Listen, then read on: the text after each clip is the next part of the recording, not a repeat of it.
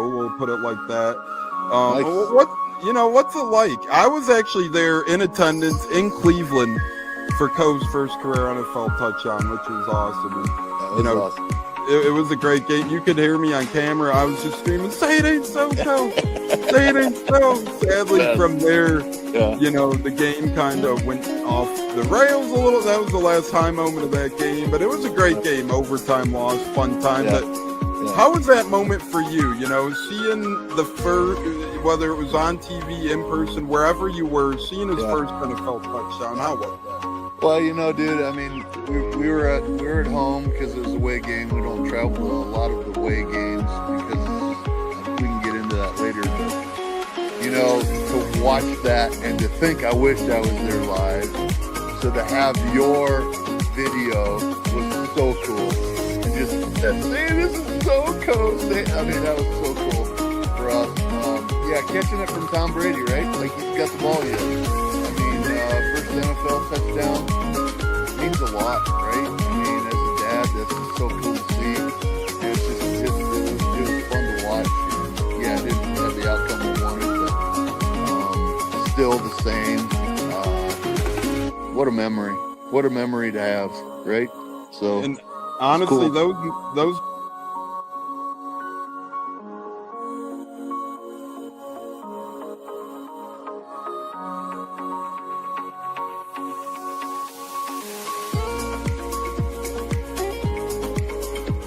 One of the best guests ever, the Buccateers in the house.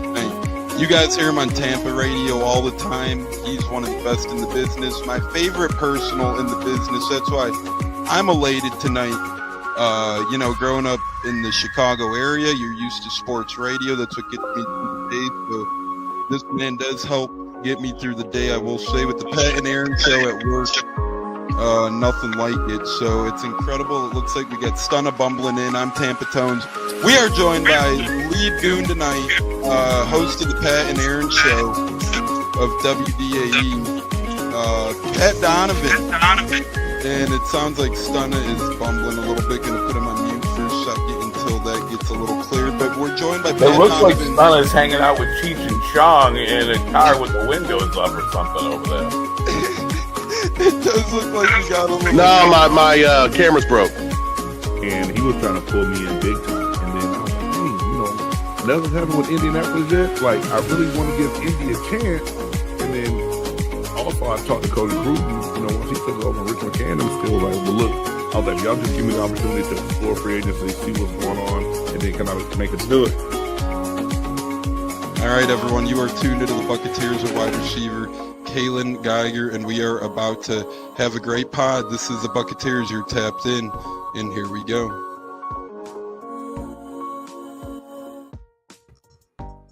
Howdy ho, howdy hey, how the hell is everybody? Bud Cannibal is joining us at the top of dawn, saying, I'm just here for the new intro. We appreciate you, good sir, whether you're here for the new intro or help me put out a search warrant for J-Lo. I was getting a little worried, but we got J-Lo in the house. How the hell we doing, J-Lo? Happy Sunday to you, brother.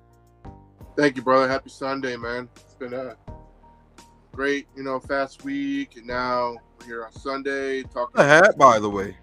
Appreciate it, man.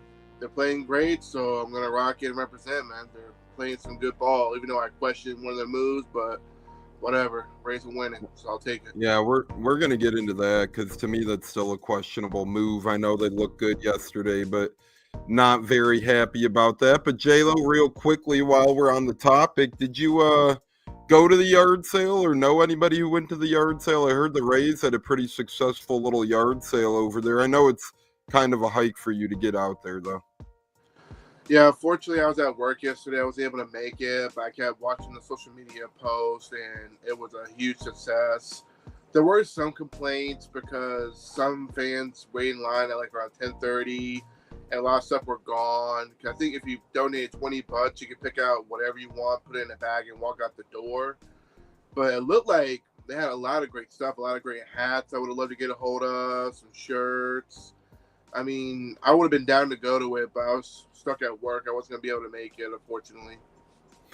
Yeah, hey, that's okay. That'll happen. You'll get your chance at raise stuff, but a nice thing they've done for fans and, to help raise money for them. So good job all the way around there, giving fans some things that are cheaply accessible and hopefully use the money towards good causes there for the Tampa Bay Rays. Speaking of good cause, J-Lo, we got a good cause coming up on the show this Wednesday. We're continuing our Legends of the Fall tour. It kicked off last week. It was a great show with former Bucs, Colts, and Redskins defensive lineman, Big Game James Canada. If you missed it, the instant replay is available on YouTube, Facebook, Apple, Spotify, Google, and so much more. And this week we continue our Legends of the Fall tour this Wednesday, 6 o'clock 6 o'clock p.m. Eastern time. Former Bucs Super Bowl champion, Big Bad Brad Johnson will be in the house this coming Wednesday night, J-Lo, to continue our Legends of the Fall tour. Cleveland me checking in saying happy Sunday. Bud Cannibalist in the house has shouted before. But J-Lo, I cannot wait for that one. Brad Johnson was a very, very big part of the Bucs Super Bowl run back in 02-03 when they won the Super Bowl. Turnover-free football is what he knew best. Barely turned the ball over. Helped win us football games by playing mistake-free football. And now we get a Super Bowl hero right in front of our eyes on our show, J-Lo, this coming Wednesday. Oh, it's exciting. I mean, childhood quarterback. He made football fun to watch as a Buccaneer fan. Went out there, gave it his all. I mean, the guy was a bit success with the Super Bowl run, went back in 02. And plus, studying a new playbook, a new system. I mean, it's not easy to do. It's hard. It's hard to do because he just came to Tampa the year before, learning one playbook, and then Gruden comes in, and his playbook is not easy to learn. It was very hard, but he managed to make it happen. I mean, he balled out. I mean, there was games where he looked like really an MVP type quarterback if you watch some of his games. And plus, broken ribs, playing through the season, that's not easy. That doesn't heal overnight. That takes time to heal. That I can't wait to find out his story of his journey, how, he managed the pain level, man. Because like I said, when you have broken ribs, you're not going to be able to get the ball out. I mean, that's hard to do. And that's why it was so impressive. That's why he is Big Brad Johnson, Big Bad Brad, because the guy just played with injuries and still managed to help win us a Super Bowl. He was just on point during the Super Bowl, so can't wait to talk to him.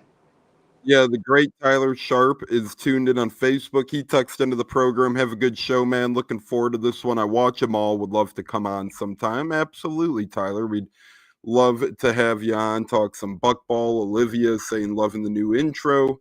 Bud saying Brad is such a cool dude. I think we got Joey, but I'm a little nervous. Backstage, it says Yecers. So I'm not sure what the hell his stage name is. Yekers. That is something. So I'm not sure if Joey's getting hacked or if this is Joey himself, but we got Yekers himself. Mr. Yecker, how you doing?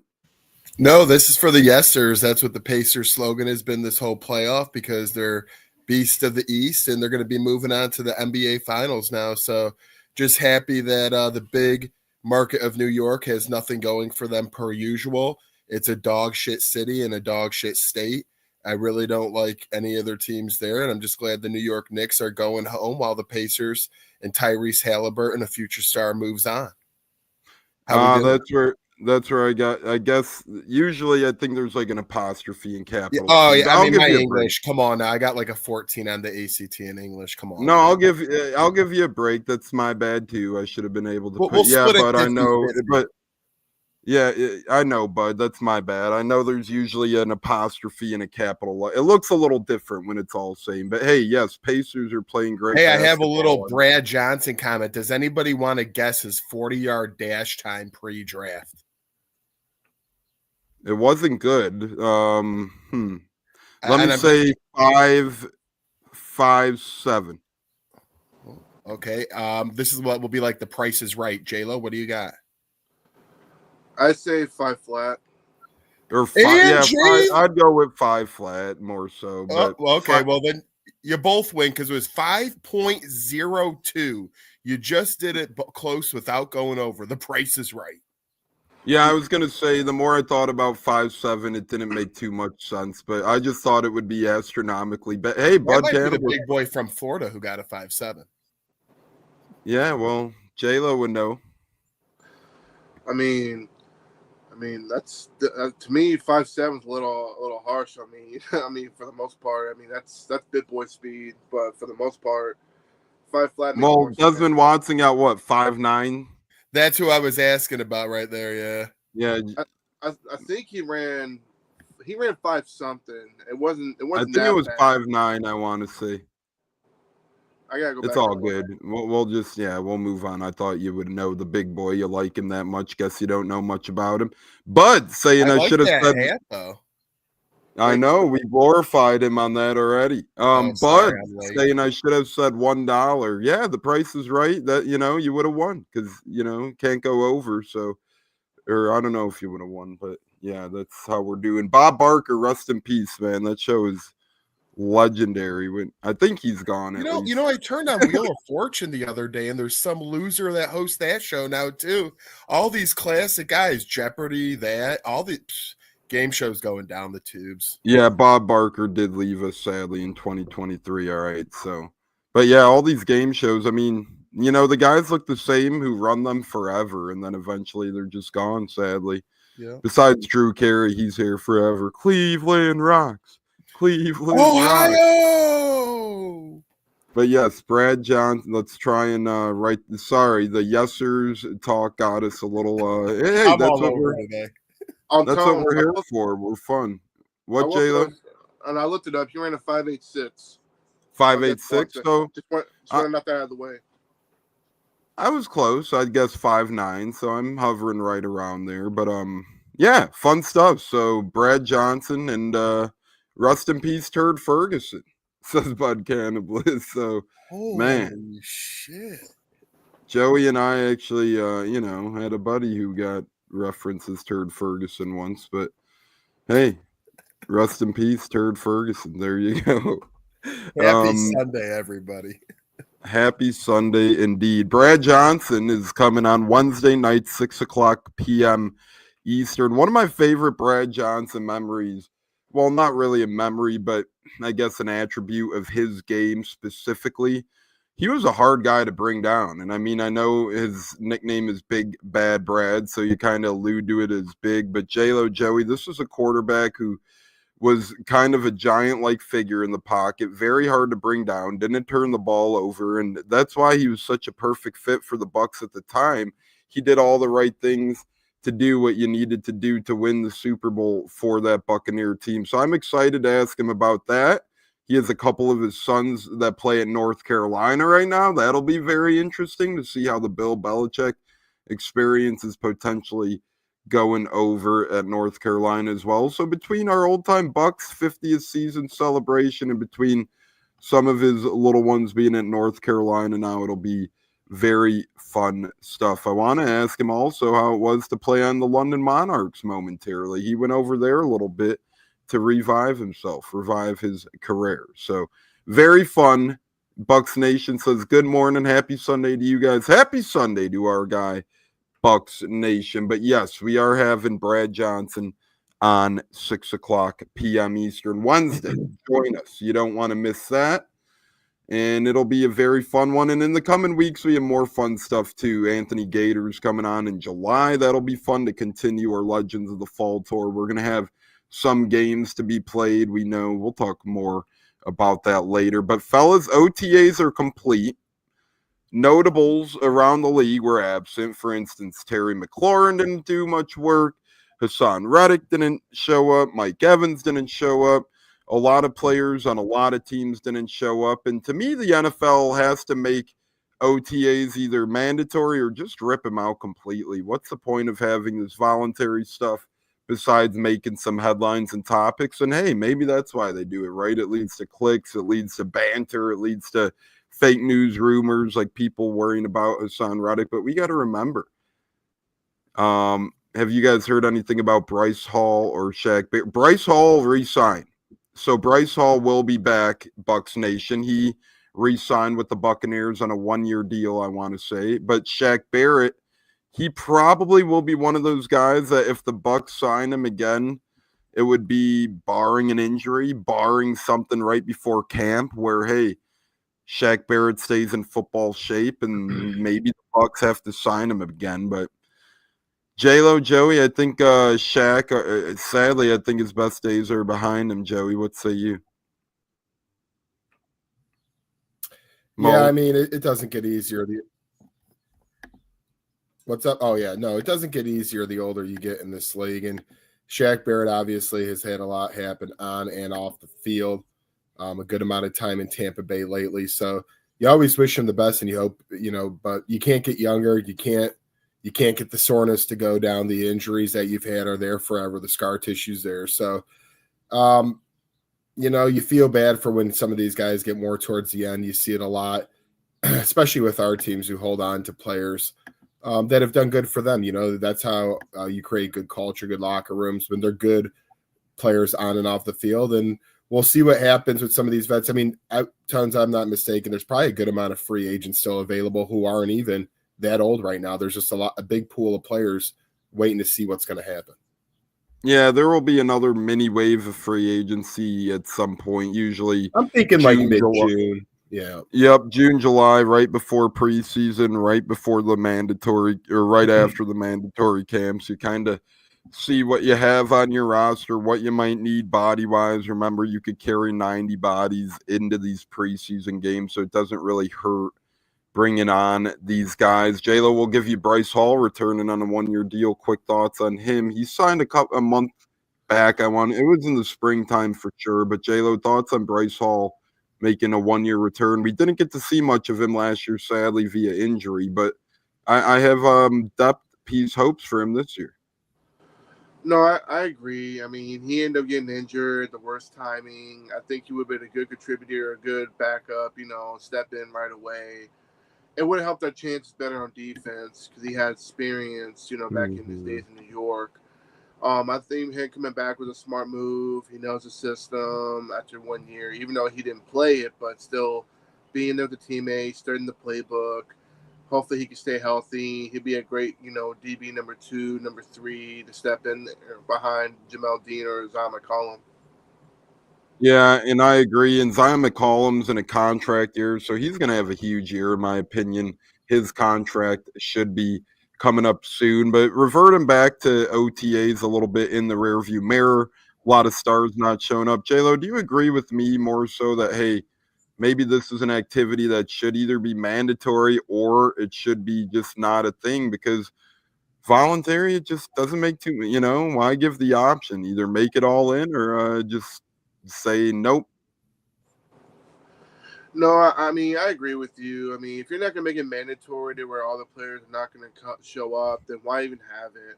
Why risk injury? Why risk it? Yeah, it excites us football fans to see, players, especially the rookies coming in, playing with the pros, practicing with them. But at the same time, if you're not going to make it mandatory, then why even call it OTAs? I mean, why even have it? Why not make an extra mandatory week? You know what I mean? Instead of just doing 1 or 2 weeks, make it an extra week. That's what I would do. But at the same time, I agree with you. It's pointless.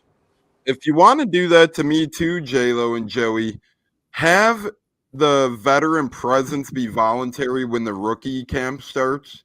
Open that up voluntary to veterans. Hey, this is rookie camp, but if you want to put some work in on the side and whatnot, we'll make sure we have a staff with you ready to roll that early in the nature. Make that optional for veterans. Not that they'd practice with the rookies because it's still going to be rookie camp, but you can have another team out there. Hey, veterans, you want to start getting in shape this early in May?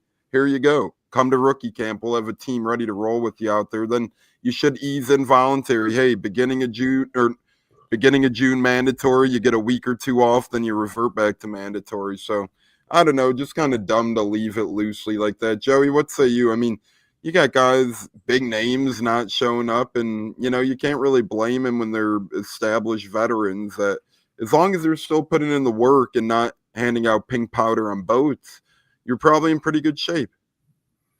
Yeah, and really, you know what?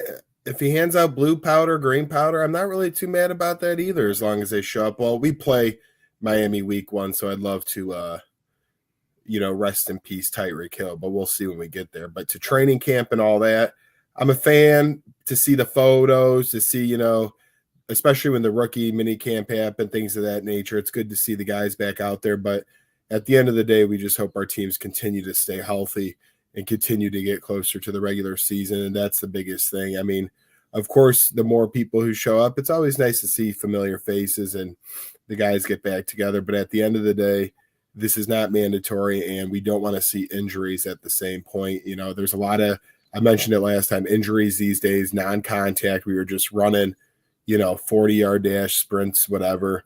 Boom, next year out for the year. So just stay healthy. It's good to see the photos. I'm sure on social media everywhere people see them, Instagram, Twitter, whatever you may be on out there. It's good to see, but at the end of the day, it's not a big miss for me. Yeah, we got a question about Tyke Smith, J-Lo. I think he's going to be a lot at safety this year. I think Todd Bowles made it pretty clear that his plans are to have Tyke Smith man down a very big role in the safety room. What say you, J-Lo? Yeah, I mean, Bowles, he's trying to play a little bit of mind games a little bit, saying that, he's still a nickel, but at the same time he can play safety, blah, blah, blah. It's obvious he's gonna be safety right next to Antoine Winfield Jr. I think you want to make him earn it with some coaches speak, right? Well, and I think that's what Bowles is doing. I mean, that's just part of Bowles what he is. He's a good defensive coach. He knows how to, bring, rise up these DBs and safeties. I mean, Tyke Smith, to me, he was our turnover machine mostly last year, getting the interceptions more than the others. So him at safety will be fun to watch. And hey, I mean, if you want to sprinkle him in at nickel, kind of change things up a little bit on defensive game plan, I can see that happening. But I think him at safety would be the best spot for him right now, since we drafted a couple corners that can play the nickel as well. So to me, I feel he'll be at safety. And then maybe depending on how he does, I mean, if he struggles a little bit, maybe he'll go back to nickel, but I don't think he will. I think he'll fit just fine there. But knowing Bowles, he'll create defensive packages where you'll see him at nickel sometimes, or you'll see him over at safety. I mean, that's just what Bowles does. He mixes it up a little bit. Exactly. And J-Lo, I think you make a great point. It's a lot of camouflage type defense where, it's not going to be 100% snaps being logged somewhere. I personally as well believe that Tyke Smith will get majority of his snaps at safety, but that doesn't mean he's not going to get any nickel completely, any other corner completely. This is a guy who's going to move around. And again, they want to get their young guys on the field. Obviously, Antoine Winfield has a safety spot locked up. That ain't going to be getting any young pup action over there. Zion McCollum ain't going to be giving up his snaps when he's healthy. When Jamel Dean's healthy, he's not going to be giving up his snaps. So the two avenues you got are free safety and nickelback. So between Tyke Smith, Christian Izzy, Jacob Parrish, you're going to have to slot Benjamin Morrison when he's healthy. You're going to have to rotate a lot of these guys in, moving pieces. And that's why I think Tyke Smith is going to play more safety as well, J-Lo, because it'll allow cornerback number 3, the nickel spot, to free up a little bit more for guys like Parrish, for guys like Benjamin Morrison, potentially, for guys like Izzy, and to rotate in. Yes, Dean is healthy, Bud Cannibals. He is ready to roll, allegedly, but Benjamin Morrison is the only defensive back right now that we do have a little bit banged up. Lucky Lucy saying good morning to you, Lucky Lucy. Thanks for stopping by. Mr. Magic, do you see Godwin being his old self again in 2026? Yes. I think 2025 he'll be effective when he gets on the field, but we got to remember the first year back from a big injury is always a little bit of a learning process, right, Mr. J-Lo, before we continue on here? Yeah, very unfortunate with Chris Godwin last year, but I think he'll be back. It might take him maybe 3 or 4 games max total to where we'll see some form of where he was last year, to where he was, playing for a big contract. And we got some breaking news in the world of wrestling real quick, fellas. R-Truth has been released by the WWE. So just in Tampa main eventing last week, he is now released by the WWE. Wow, that's pretty shocking to me. Wow, it is. Damn. He is a little older. Joey, what say you, or WWE guy on that? Yeah, I mean, I wonder if this was something since they gave him the main spotlight for a little bit, Ron Cena, that I'm sorry to inform. This is him here. I'm sorry to inform you. I just got released. I want to thank WWE for the ride, but mostly I want to thank each and every one of you. So, what's up? I'm all about it. I always liked him. He's one of the few characters that give you comedic relief. Obviously, yes, as Bud says, it could always be a work, but at the same time, I don't think it is when they post like this. So, if it's not a joke, I think if it was a work, they probably would have went retirement angle. You know, I feel like release is often blur. We've seen it a couple times before, but he is older, man. He probably, you know, and that's probably why he went out on top in a main event for the championship so randomly, right? They probably said, hey, this is going to be our little thank you to you. No offense, you're not going to win the belt, but yeah, R-Truth released by WWE. So crazy, you never know in the world of sports when we have breaking. He was the oldest active WWE wrestler as well. Yeah, just crazy stuff. You know, the world of sports never sleeps, ladies and gentlemen. Always is something going on. So the great Ron Killings, R-Truth. What's up? Yeah, I feel like Impact or AEW obviously would both be nice spots for him. I think he might, honestly. He's 53. I think I could see him riding in the sunset. Again, if it's true, I think I see him riding in the sunset. I could see him taking on like a part-time role where he doesn't have to be on all the time, but still gets like $200,000 to $300,000 for what because he could still move in the ring. I mean, you know, he's still very nimble. Oh yeah, he's athletic. His content is still sticking with people too. It's not like he dried up or anything there. So I think this isn't the last of Truth, but you never know. He is getting older. You could get with this or you could get with that. You know, hey, Serbia, our guy in the NAD is joining Holy us. Shit. He's been a frequent flyer these last couple of I don't want to pronounce his name wrong, but good for you, Mr. Matic. Yeah, so what a treat we have there. But yeah, Godwin will be back to healthy form eventually. I don't think the Bucs would have given him that contract if they didn't think he'd revert back to full health. So fellas, like we said, OTAs in the rearview mirror, which I'm glad. Everybody was freaking out with the Hassan Reddick bull crap, blah, blah, blah. That's all you hear about. The real media, the real former players shut it down. They go, even James Canada on the show, he said it's voluntary. It's voluntary. It's like, yep. And Hassan Reddick in his press conference was happy. He said he's going to raise hell on quarterbacks this year. He's there to win and make money. He's going to come in, try and earn a big payday next year. Then he'll probably leave. Don't get those Reddick jerseys yet. Don't get used to him yet because he's probably only going to play here a year. But to me, he's going to help out tremendously this year in the pass rush game. And we hope to see him at mandatory minicamps, which, guys, those are just 9 days away. 9 days away pretty much from mandatory minicamps. J-Lo, what say you on what you hope to see in mandatory minicamps with this Buccaneers team? I mean, just to see everybody get together, which I'm pretty sure will happen. Know how that should be happening in our organization this offseason.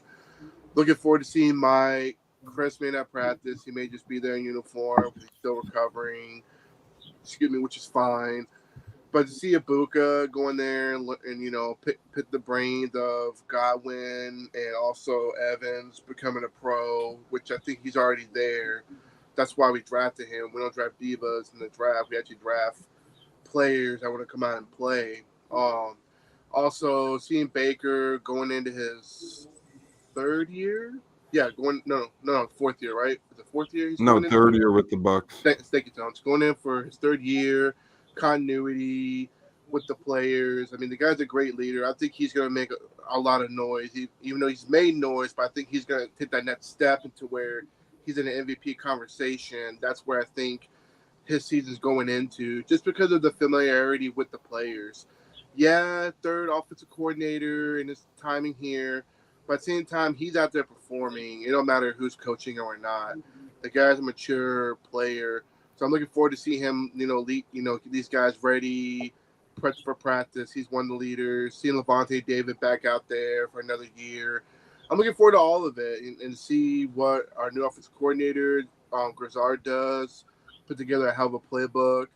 I mean, we're fully depth. That's where I feel Light addressed this offseason. He drafted a lot of depth players, which we lacked last year. I mean, think about it, Tony. You saw it firsthand yourself. I mean, we went to the Kansas City game, and we had a bunch of random receivers out there in the field. And that's why I like the mandatory minicamp, Yeah. because to me it signifies the start, the beginning of the team kind of building their chemistry towards the next season, right? The OTAs are beautiful, they're nice, but rookie minicamp's beautiful and nice, but kind of back and forth of just sharpening the tool shed a little bit. Joey, Colts still have a couple OTAs in June 3rd, 4th, and 5th.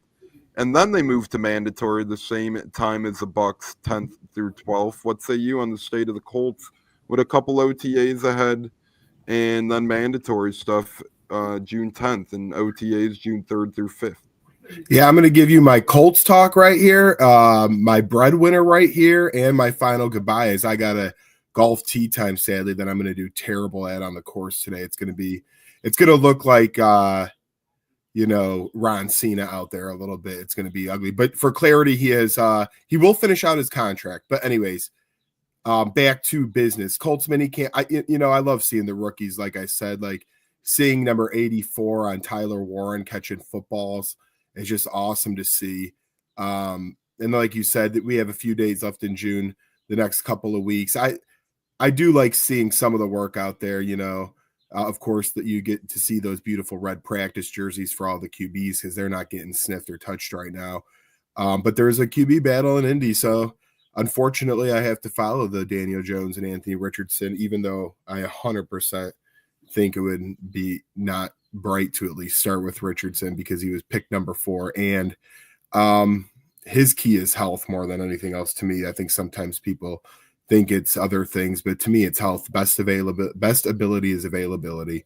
But I I know we're still doing breadwinners, right, Tones? I just don't want to say one though if we're not doing one today. Yep, they're in the script, my friend. Oh, well, today I didn't have time to read the script, my friend. No, you're good. You're good. We got to get the B&B. We got a lot of things going on today. We got to get your bachelor party ready. We got to get a lot of outside things going. But anyways, we got a lot of wheels in motion in life, man. It's getting busy. A lot of wheels. Just like shout out to Johnny and his boy yesterday. But back to Johnny and Matt. Can't even drive home. They're walking sideways at the pig roast. I love a good pig roast, by the way, man. I'll tell you what, John Gruden style. But people won't like this today. They might have to hear me twice. But I am taking the White Sox money line today. Whoa! They're starting Adrian Hauser, newly acquired. He's had 2 good starts for him. They're plus 150 at Baltimore Orioles. I thought the juice was worth the squeeze. They've lost two in a row to them already. I think they honor the series and get the last one against Charlie Morton, who has a 7 ERA. So I'll take the White Sox there. And then to close it out, J-Lo, hope you have a great Sunday with the fan. Can't wait to see you week 1. I know you're going to be in the trenches in the basement with us. No, Olivia, no fever here. Maybe just a little slow brain syndrome on this Sunday morning. But yeah, something's going on. No picture for a reason. My hands are not free.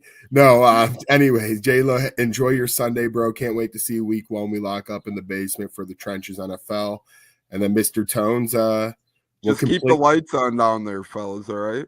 Please do. There's no lights on down low, just a forest. But if getting back to it, Mr. Tones, I'd love to see it. We're going to get that B&B locked in for our Tampa January batch party trip that starts on New Year's Day. See y'all later. Love y'all. What's up? Going golf and Joey If Truth. you can get with this, or you can get with that.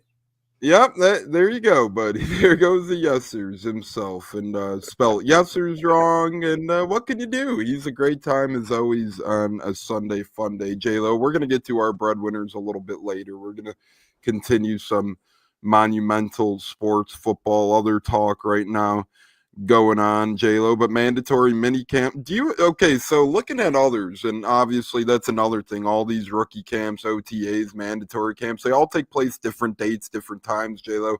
The Bucs, I mean, it just depends, though. Like, you look at all the dates, some teams have 1 mandatory day, some teams have 2 mandatory days, some teams have multiple OTA days, some teams have a couple.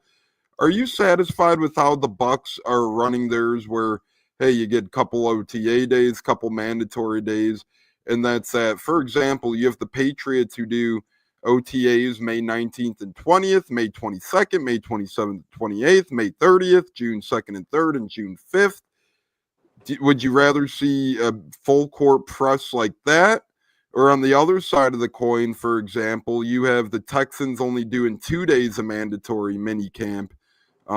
You got some NFL teams doing 1 day of mandatory minicamp, like the Eagles just doing June 10th. So the Bucs are seemingly doing a little less in OTAs, perhaps, but a little more in mandatory, perhaps. Do you like that structure a little bit? I mean, the Bucs still have June 2nd through 5th as well, but still not as much as some of these other teams. Again, look at the Saints, man. May 20th through 22nd, May 27th, May 29th through 30th, June 2nd, June 4th, and 5th. You know, it just one of those things where it's hard to decipher, man. Are you happy with the Bucs? I know, what is it, 5 days total, 6 days total we're going to have of OTAs? Some of these teams are up to 10 to 12. To me, that's a little overkill for OTAs.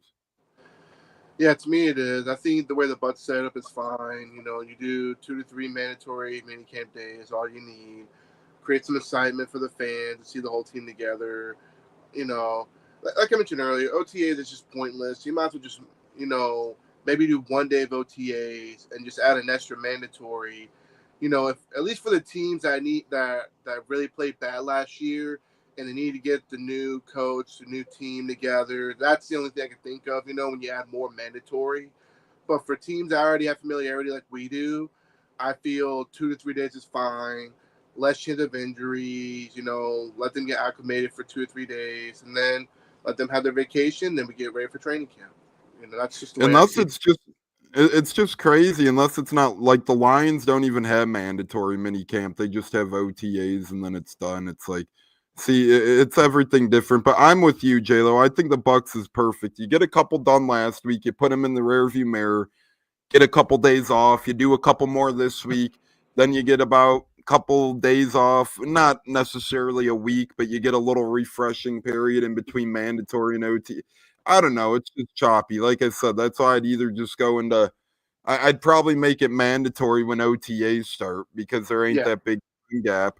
And then I would personally make the voluntary OTAs for the veterans with the rookie camp, because you're looking at the rookie camp date. That's a lot earlier in time, not a ton, but like a month out, right? A month difference. So then you could continue your off season a little longer. Like, for instance, the Buccaneers, their rookie camp was May 9th through 11th. So to me, you tell the veterans, hey, again, you're not going to be working with the rookies, but we'll have a separate unit for you guys. You get in shape May 9th through 11th, and then we'll see you back for mandatory, which is either May 27th or June 10th. But it's all it's all opinionated at that point. And the Buccaneers, once again, first week of OTAs in the rearview mirror, week number 2 coming up, J-Lo. So I don't expect much to change in this little second batch of OTAs. I pretty much expect a copy and paste of last week. But before we flip the page, what say you? I mean, if fans are really going to take seriously if some of these players not showing up, I would not on the OTAs. But it would be pretty interesting if a guy like Hassan Reddick just showed up for 1 day just to shut the fans up, you know, be like, hey, here I am, guys, on my OTAs. Let's just calm it down. But I don't think so. I mean, either way, it's just OTAs. I just want to get that out of the way, that some of the fans just don't understand that some of these veterans, they don't have to show up, which is fine. They, you know what I mean? Like, they know what they're doing. To me, it's more for the youngsters or after the rookie year, you know, something like that. So fans, don't stress. Don't, you know, Hassan Reddick will be fine. We're not going to have a Gregory moment from last year. It's not going to happen. Cause it would make no sense, because Hassan really got paid. He got paid what, 12 to 14 million. It ain't gonna happen. No. I mean, this guy, it's a totally different scenario. Randy Gregory was getting in trouble on and off the field, where, you know, for other things, and you know, Hassan Reddick has been nothing but a pro's pro outside of last year in terms of showing up and whatnot, and he never shows up. But Christopher Colson's new coaching staff, but again, that's not always the case, Christopher, because you look at a team like the Vikings, they have additional camps. They don't have a new coaching staff. So it's just all random. I know a lot of the teams with additional camps are newer coaching staffs, but there's some out there like the Vikings. They run May 27th through 28th, May 30th, June 2nd through June 3rd, June 5th, and then June 16th through 18th is another OTA after mandatory. So it's just all random. Really no way of telling or knowing. Yes, new coaches might have a little impact, but again, hey, Icewater Olson, our guy JT Olson at Bucs Report. And then again, one last example before we move on here. You get another team that does stuff a little later as well. The Browns have one June 16th through 19th. They don't have, new coaching staff either. So it just all depends. These OTAs, these mandatory mini camps juggled all over the place. But J-Lo, the Bucs have a couple more days left. Again, not expecting too much out of those before mandatory becomes official in a handful of days. Ladies and gentlemen, those joining late, R-Truth released by WWE. We talked about that briefly. Mandatory minicamp, J-Lo, we're going to wrap up on that discussion as well. Any last thoughts, comments, concerns about that? Mandatory minicamp coming up in about 9 days. Just stay healthy. Don't get injured. Please don't put no scare or no scar, which I think the Bucs are pretty good at. They're pretty good at, not putting them through like an intense, mandatory mini camp to where a player could get injured. I'm excited for it. That's where I think I'll be more excited when mandatory, when the whole team gets together, practice together, and plus, the coaches too. I mean, the coaches will be there and they can evaluate, what's going to happen in training camp, just kind of get an idea. Okay, look, this guy looks good. I think, things change in practices. You know what I mean? Practice makes perfect. And to me, I feel we're going to get some different looks at, Parrish, for example, that rookie. They're saying he could play outside too. So that's going to be an interesting factor. I'm looking forward to see how that goes during mandatory minicamp, where they have that kid lined up at. Yeah, and J-Lo, that's the thing with mandatory minicamp. You kind of get your taste a little bit as a coach, You get your little bit of a palette, a flavor palette, and see where you like these guys to be played. J-Lo, we got a lot more to talk about, so we're going to put the camp and OTAs behind us for now. It's one of those things where I like to talk about it a little bit anyway. Yeah, like you said, dust it off a little bit because it's all fluff, man. No offense, unless an injury happens, sadly, which knock on wood, let's hope it doesn't. There's really not much to it, man, because it's voluntary. You can't really take much out of it. So I don't know. We'll see. But Shiloh, I find it kind of cool. Shiloh Sanders himself has been posted in Bucs groups on Facebook trying to sell some of his jerseys and stuff. So cool to see that. But J-Lo, speaking of new faces and new places, a lot of rumors are still going on, including Trey Palmer's name coming up in trade rumors. We'll talk about that when we close out the show. But one NFL player who may get traded before the season, J-Lo, if you had to pick one NFL player who might still be on the move before 2025 kickoff occurs in less than 98, 97 days now, who say you? What say you? I mean, honestly, I say Trey Hendrickson from the Bengals. I mean, they have both not handled the situation well at all. This could have been resolved a long time ago. Like, I understand it's a cap situation, but at the same time, Trey Hendrickson deserves a big contract. He deserves that big payday. And then if you're not going to be confident paying him, then trade him. Trade him to a team that will pay him the money. You get whatever pitch you can get. To me, I think he's worth maybe a day 2 pick, maybe a second and a 4th just because of his age. I mean, to me, I feel like the Bengals have definitely slipped up on that situation. Now they're in a stalemate with Trey Hendrickson, which he deserves the money. Like I say, he deserves the money. But obviously, they're not going to be able to afford to pay him because they're paying 2 receivers, top 10 receiver money, and you're paying Joe Burrow. I mean, they're not going to be able to afford him. So I say just trade him. Get a second round. I say second and 4th, second and 5th. You win. To me, it's a win-win for both teams because, you get 2 draft picks out of Trey Hendrickson, and then a team gets, a really good pass rusher. And Bucs fans, he's not going to come here. Just throw it out there. We're not trading for him. Just get that out of your head because there's still people out there thinking that we're going to make a move for him. But to me, yeah, It's a lot of draft capital, would cost a lot, and then the money would make, if we want a lot of these guys back, Godecki's, McCollum's, Baker extensions, you can't really afford to bring in. Mike Evans is a free agent at the end. Levante David's a free, you have a lot of notable Rashad White, Cade Otton. It's a hefty list of guys who might become free agents. Yeah, Christopher, we talked about it, June 2nd through 5th.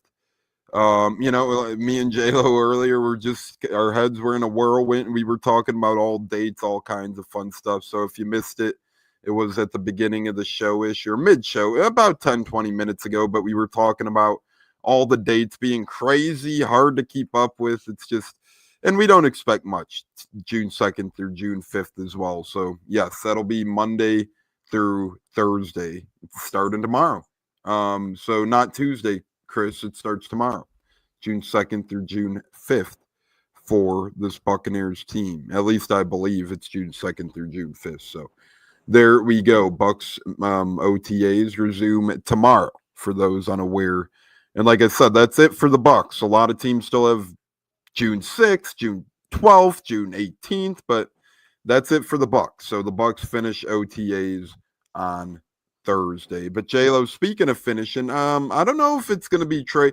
To play devil's advocate, I'll say somebody else is going to have their career finish in a spot right now, and I think it's Trey Palmer. I know he's not a star necessarily, but I think the Bucs are going to find a way to trade Trey Palmer. I think he might have some intrigue. Do a team like Pittsburgh or Dallas who may still want wide receiver depth, but may not want to pay a premium price for a big name wide receiver. But look at the Bucs. I mean, going to be really hard for the Bucs to hide a guy like Palmer on the practice squad or keep him around, but they don't really have too much room for him. And it's sad to say, because at one point, J-Lo, he showed a lot of potential, and through 2 seasons to this point, he has 51 receptions for 557 yards, handful of touchdowns. I mean, last year he took a step back. He had a lot of potential going into last season, but again, still through 2 years, not terrible. 51 catches, 557 yards, 4 touchdowns in the regular season. Had a big playoff game against the Eagles as well. But I think Trey Palmer ends up getting moved, J-Lo. You got Mike Evans, you got Chris Godwin when he's healthy, 2 automatically lock-ins. You got Ibuka and McMillan, 2 more automatically locked in. That's already 4 wide receiver spots. You assume Sterling Shepard's going to be the 5 or 6. You assume they're not going to waste a draft pick on Tez Johnson. That's already 6 wide receivers on the depth chart right there, J-Lo. And then that's still needing to fight guys like Ryan Miller, needing to fight guys like Rakim Jarrett, needing to fight guys like Cam Johnson. Those guys last year or the year before who came in and really made impact. Ryan Miller was the only Bucs wide receiver to stay healthy for every single game last year. I'm sure the Bucs value that a little bit after their little whirlwind last year. You got more UDFA wide receivers this year as well. Former West Virginia quarterback is competing. So, J-Lo, it's a very crowded wide receiver room. That's why if I had to name one name to be traded this offseason, it'd be Trey Palmer in the NFL. And again, Steelers, Cowboys make a little bit of sense. And the Bucs could take a 7th-round pick and call it a day. I don't think they'd be upset at all with that kind of return, J-Lo. So what say you if the Bucs ended up trying to trade Trey Palmer? I mean, obviously, Palmer would be a hot commodity if he would not make the team, which is probably most likely. I mean, but you never know. He may show up, but to me, I say he could get traded for a 7th or a 2027, draft pick. I mean, I just feel that the receiver room is just so crowded, and we already tried Trey Palmer at punt kick return, and that didn't pan out so well for him. No notable moment last year was a little duck landing by him. Oh, yeah, that's right. But at the end of the day, I just see he'll get dealt, either traded or he'll compete in training camp and most likely get released and he'll go to another team. But knowing as smart as he is, I think he would try to find a team for him before training camp. Let him go over there, compete for a spot on another roster where you have a better chance to get playing time. Because let's face facts. I mean, he's not going to get much playing time if he made the roster. What could he really, do? Yeah, he can play special teams, but like I already mentioned, we already seen what he can do. I mean, he's not. I don't know. I just feel like with Tez Johnson getting drafted, that pretty much sealed his fate. That you know, he's not going to be playing special teams either because that's Tess Johnson's spot to lose, in my opinion. So I see him getting dumped for sure. And I hope, and I wish him the best, man. He's such a good dude. You know, I just feel like things didn't pan out well for him here in Tampa. Like last year in the Philly game, when he had that concussion, when he got hit, he wasn't the same. He just wasn't the same like we were usually used to seeing him. So to me, you know, I feel like you have a better opportunity going somewhere else and have a chance to get on the field. Yeah, why not, right? And a team like Pittsburgh who shuffled the tool deck a little bit, like George Pickens on the way out, Metcalf on the way in, they make sense for depth piece. Dallas is always looking to bargain bin shop. It seems like JC Allen, what's up? Yep. R-Truth being released from the WWE. Future Hall of Famer, in my opinion, for sure. And again, I think he'd do great in AEW or Impact. I think either one would be a nice landing spot for him. But speaking of landing spot, J-Lo, we land Big Bad Brad Johnson on Wednesday night, 6 o'clock p.m. Eastern, live here on the Buccateers as our Legends of the Fall tour continues. A lot of moving pieces. Speaking of moving pieces, real quick, Chandler Simpson on the move. I don't know, man. I don't know. Is JC Allen? We were going to save it, but thanks. JC mentions it now. Congrats on the 3 spot. Yes. According to our guys at FeedSpot, they let us know we are ranked number 3 Buccaneers podcast out there right now in terms of metrics and all that fun stuff. And really been a pleasure and an honor over since 2020, July of 2020. We've been on the move, and we've been on FeedSpot's list before. It was a couple years back. We didn't quite crack the top 15 last year, the year maybe 2023, I think, but 2024 we didn't crack the list. So honored to be back on FeedSpot's list, and the only ones we are behind are the Great Pewter Report and Ira Kaufman, the Hall of Fame voter for the Buccaneers. Obviously, you know, it's one of those things that are subjective, or who knows what numbers and analytics and shit are behind it. But J-Lo, cheers to third, brother. We'll gladly take third. And thanks to our guy JC Allen on all the help over the years for helping us get third as well. No, absolutely. It's truly an honor, you know, to be mentioned, especially that high up, you know, in the lights of Peter Rapport, Ira Kaufman, and some of the other ones below us. I mean, I just feel 3 spots a pretty big step, in my opinion. I feel we have gone a long way, at least since I joined about 2 or 3 years ago when I joined, which has been awesome. Like you mentioned, podcast is very hard. You know, it's a deep commitment you got to put into all the content and everything. So I'm truly blessed to be part of the team like I've been, adding Zach and some of the others that get to come on when they can. I mean, like I said, to me, we're climbing. And JC, thank you for the shout out. Thank you for coming on when you do, helping us spread some knowledge. I mean, we love it, man. We're just Bucs fans that, you know, want to see our team be successful. I mean, love just chopping it up, talking about other sports too. So appreciate the shout out to the website that ranked us number 3. I appreciate all the fans that watch the show, throw their comments in there, you know, and plus we're welcome to new people, new watchers, new listeners. Hit that like, subscribe, keep throwing us out there. You know, to me, we're climbing, and it's going to get better as we go. Yeah, it definitely will. So a lot of fun there, and it's a fun little FeedSpot site. The email was nice, said congrats, you guys are in it. JC, you're crushing it, brother. Couldn't have done it without you. Looking forward to your Bucs coverage in the upcoming year. But yeah, cheers, J-Lo, to the third spot. And let's keep climbing. And again, I know it's different, you know, subjective, but we'll take it. FeedSpot's a highly reputable podcast rankings website, so we'll gladly take their tip of the cap at third place. We thank you guys all very much. The listeners make it happen. But J-Lo, speaking of making it happen, Chandler Simpson working his way down the chain into the minors. Real quick, briefly, thoughts on that? Not a fan of him getting sent down. I know the Rays are 1-1 since then, but this guy could create runs by himself. To me, I know you lost the Morrell trade. I know Mangum is an older rookie. You want to give him time. I know Misner's glove is nice, but you play your best players. Not like Chandler Simpson is a 19, 20-year-old kid either. He's 24, going to be 25. This is his prime speed. Get him in the lineup when you can. I don't really care who the hell says what. Oh, the Rays know what they're doing. I know they do. But at what point Do analytics and bullcrap only get you so far? I mean, it's ridiculous. I don't want to hear anything about fielding. I don't want to hear anything about starts because he should be starting, J-Lo. This is a travesty. Asinine move. Friday night, they lost 2-1. And Misner, Mangum, and Morrell, when combined 0 for 6 with a strikeout, no RBIs, no runs, no nothing. Are you telling me in a game on Thursday night where Chandler Simpson creates a run himself, he couldn't have maybe created a run himself on Friday night to tie that game? It's just, to me, J-Lo, you pay and play your best players, and Chandler Simpson is clearly one of the Rays' best players, if not the Rays' best player on offense. I mean, to me, it's a typical Rays move. That's what they do.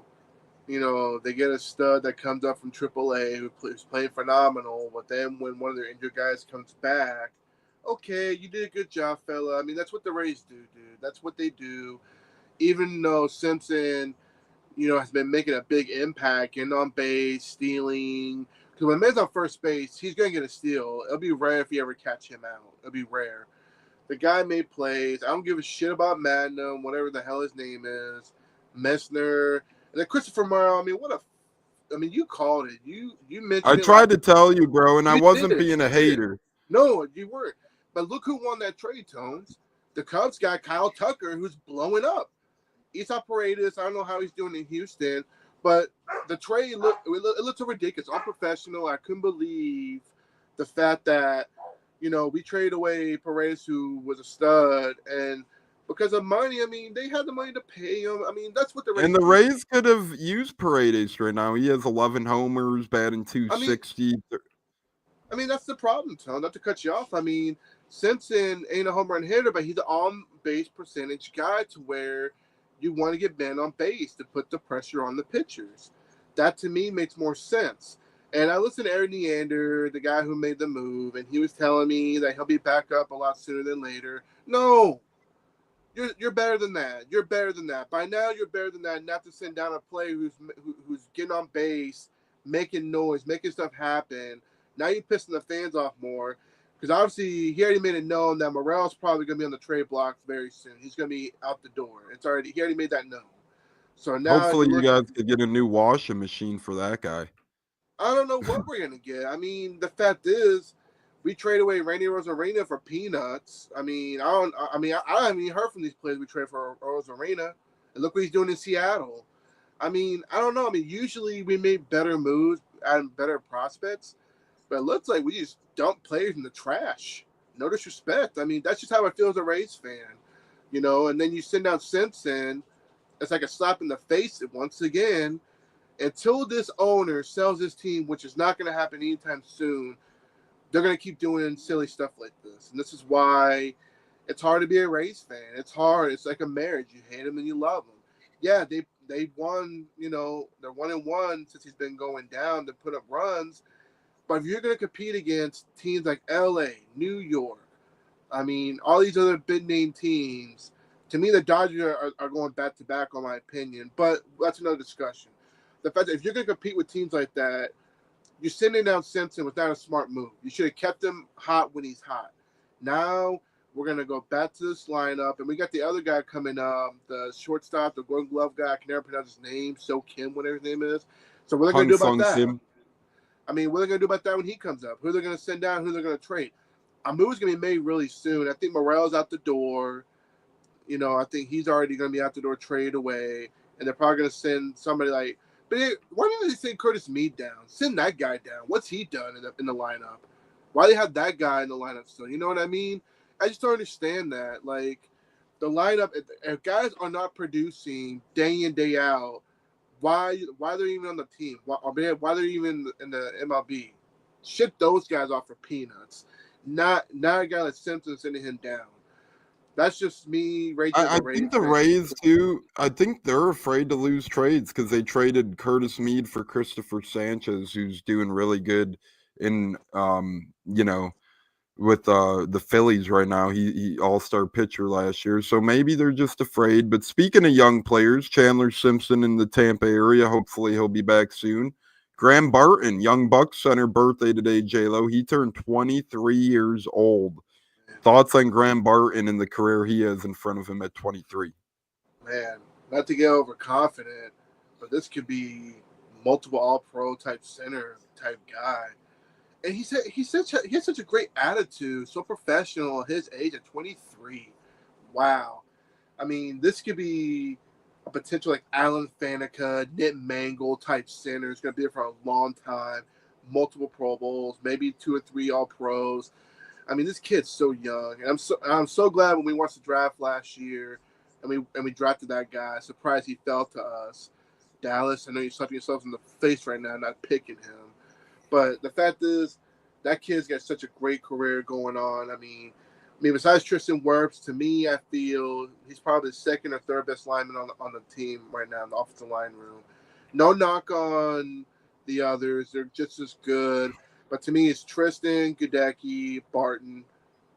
You know, I mean, we can agree to disagree on it. But to me, happy birthday. We're so lucky and thankful to have you on the team, brother. Can't wait for another season, man.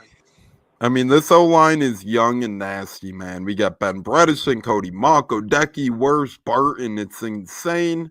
Happy 23rd to you, big fella. Enjoy it.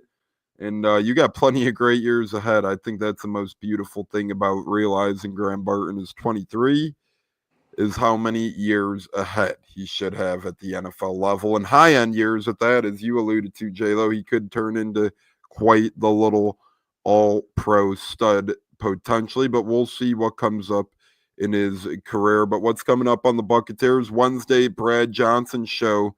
Then the following week, we're going to have some fun. We're going to play a little game between former Bucs from the 01 team and the 2019 team, the years we won the Super Bowl. We're going to come up with our top 4 Buccaneers list who may have exited before winning a ring from the 01 and 2019 teams who we wish ended up sticking around to get those Super Bowl rings. So that's going to be a lot of fun. And then we're also going to come up with 2 Buccaneers just of all time. Could be any year, any era that we wish won rings as well for the Buccaneers. So this Wednesday's Brad. Next Wednesday, we got some Bucs fun. Next weekend, we're going to be talking about the completion of this week's OTAs more so. Upcoming mandatory minicamp. J-Lo, we got a lot happening here on the Buccateers. Absolutely. I said Big Bad Brad's going to be on. Can't wait to talk to him. You know, hear some of his past stories, his journeys, and everything.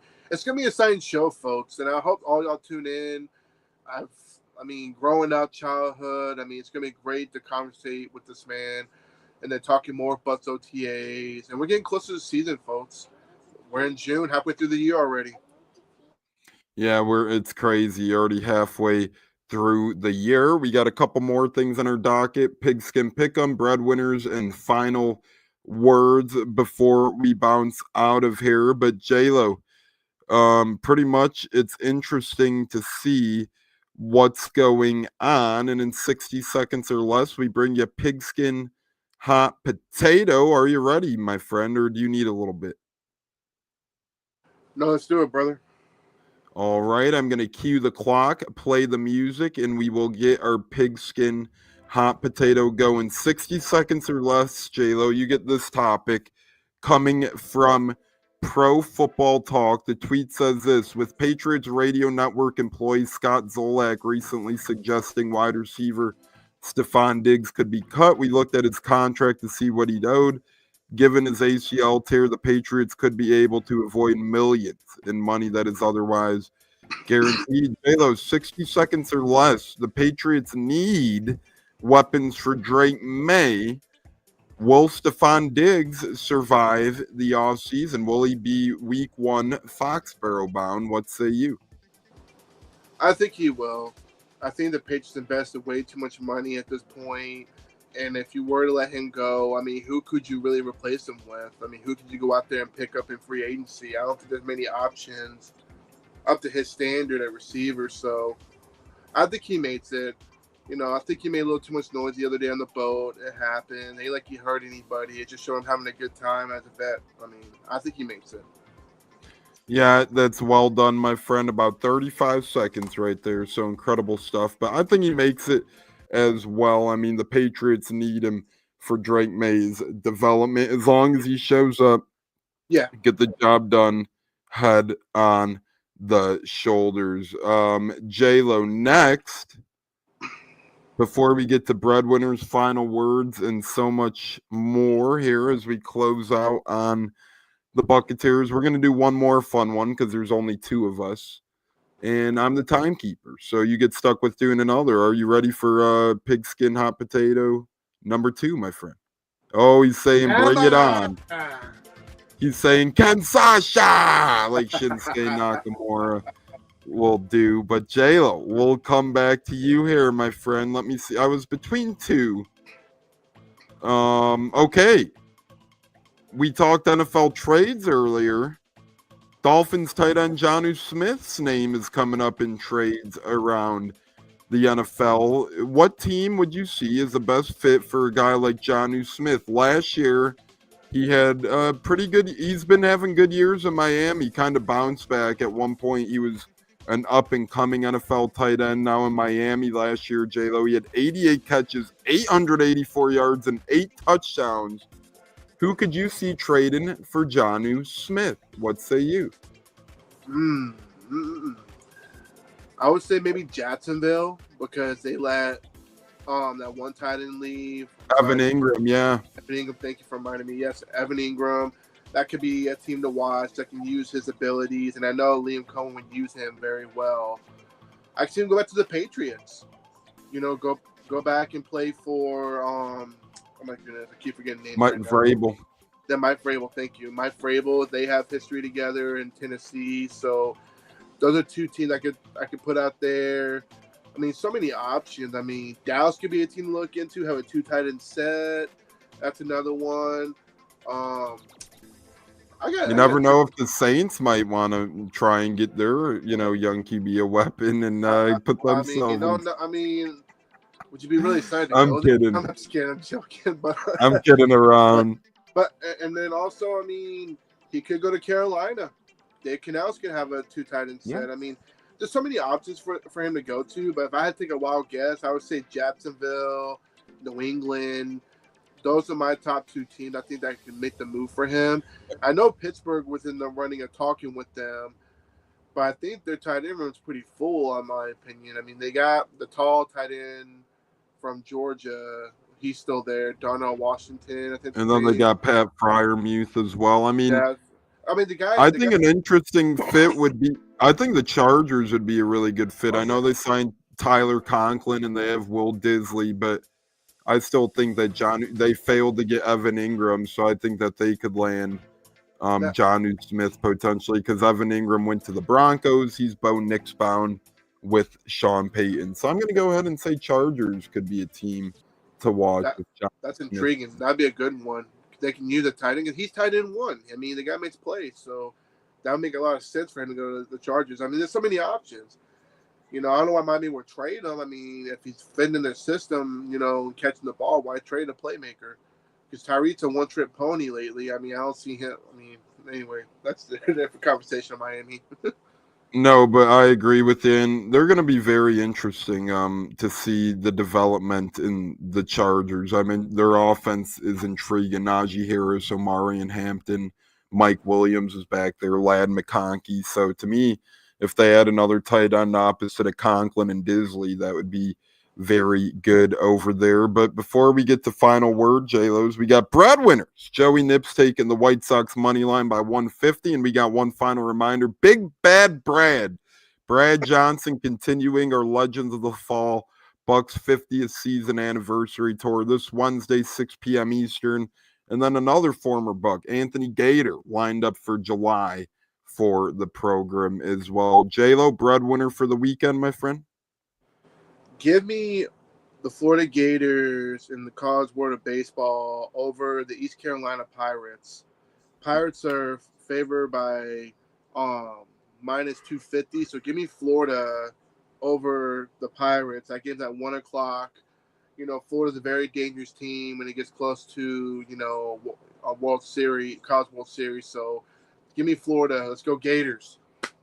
Yeah, the Gators looking to continue their hot run, looking to continue their success in college of late. That'll be very interesting to see. Gators stay hot, bro. They stay hot. I think so. I think they will. I'm going to go with, let's see here. I'm going to go with, let's see, in the world of baseball, I'm going to go with the Cubs. They're at home against the Reds today. If they win this one, they win the series. They're minus 165. Jamison Tyon been pitching good. So is Nick Martinez on the other side. But I'm still going to go with the Cubs. So J-Lo's breadwinner is Florida NCAA baseball money line. Mine is the Cubs and Joey's is the White Sox. So it's a baseball type of day, Mr. J-Lo. Any final word for the program? Are you amped for Wednesday? What else say you, my friend? Oh man, I'm excited for Wednesday. I can't wait. It's going to be a lot of fun. Chopping up with another former Buc player. James Canada was amazing. Great dude. So glad to have him on. You know, hopefully I'm on again in the near future. The guy is just pure knowledge of the game. Just such a great player, great mind. You know, Brad, I can't wait to hear his stories. We got a real treat, folks, on that one. And we got more football content coming up as the season gets closer. We're that close. Basically a month and a half, maybe a couple months. We'll be right there. Training camp starts, preseason. You know, might catch a preseason game if I want to spend some money. We'll see. But, you know, J-Lo's got a lot of plans in the future, you know, with Brother Tones and some of the Pete's. So we'll see where the budget's at. But, you know, it's going to be a fun time, people. We're getting closer. And thank you for all the love. Shout out to, you know, number 3 ranking in the podcast world of sports when it comes to the Tampa Bay area. You know, we appreciate it once again. And hit like, subscribe. Show some love, you know. You got Tones, who's one of the best people I know. He just very knowledgeable man, getting it going.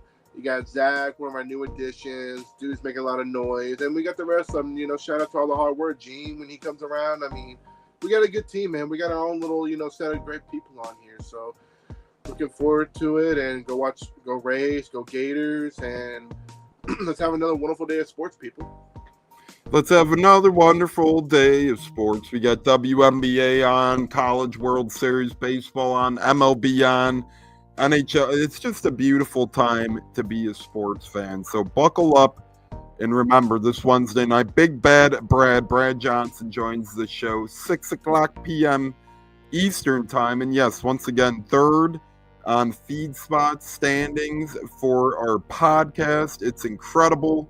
J-Lo, myself, Zach, Joey Nips, and the rest of the guys, thank you for making us into the third best Bucs pod to date. We appreciate it. We love you all, and we will see you guys back here, barring breaking news. Obviously, never rule out breaking news shows, but barring breaking news, Wednesday night, 6 o'clock Eastern, with Big Bad Brad Johnson joining the program. Will be a fun one. His kids with Belichick at UNC, his time winning the Super Bowl as a Buck. And remember, breadwinners, White Sox, Cubs, and Florida Gators baseball. Fire the damn cannons. James Canada show's out now everywhere you can find a podcast.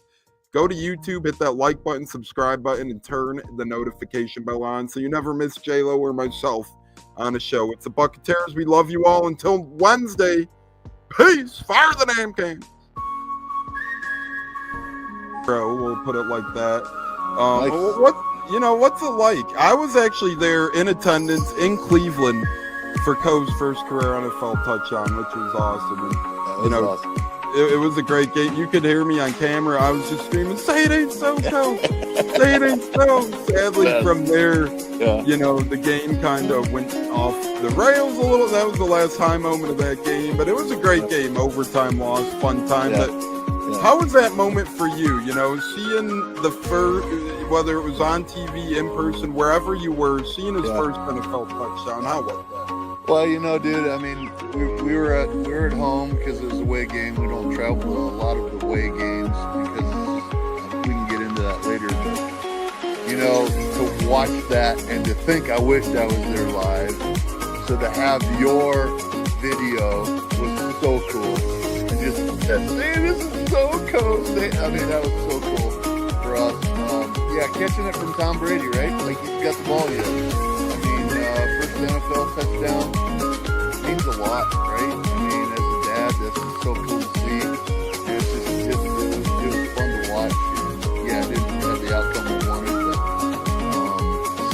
insane. What a memory. What a memory to have, right? So, And honestly, cool. those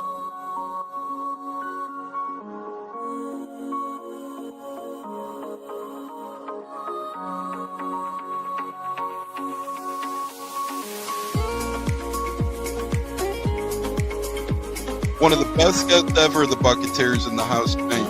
You guys hear him on Tampa radio all the time. He's one of the best in the business. My favorite personal in the business. That's why I'm elated tonight. Growing up in the Chicago area, you're used to sports radio. That's what gets me through the day. So this man does help get me through the day, I will say, with the Pat and Aaron show at work. Nothing like it. So it's incredible. It looks like we got Stunna bumbling in. I'm Tampa Tones. We are joined by lead goon tonight, host of the Pat and Aaron show of WDAE, Pat Donovan. And it sounds like Stunna is bumbling a little bit. Gonna put him on mute for a second until that gets a little clear. But we're joined by Pat It looks like Donovan. Stunna's hanging out with Cheech and Chong in a car with the windows up or something over there. It does look like we got a little. No, my camera's broke. And he was trying to pull me in big time. And then I was like, hey, nothing's happened with Indianapolis yet. Like, I really want to give Indy a chance.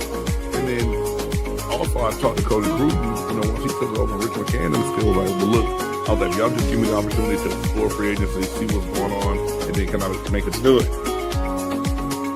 All right, everyone, you are tuned into the Buccateers at wide receiver, Kalen Geiger, and we are about to have a great pod. This is the Buccateers. You're tapped in.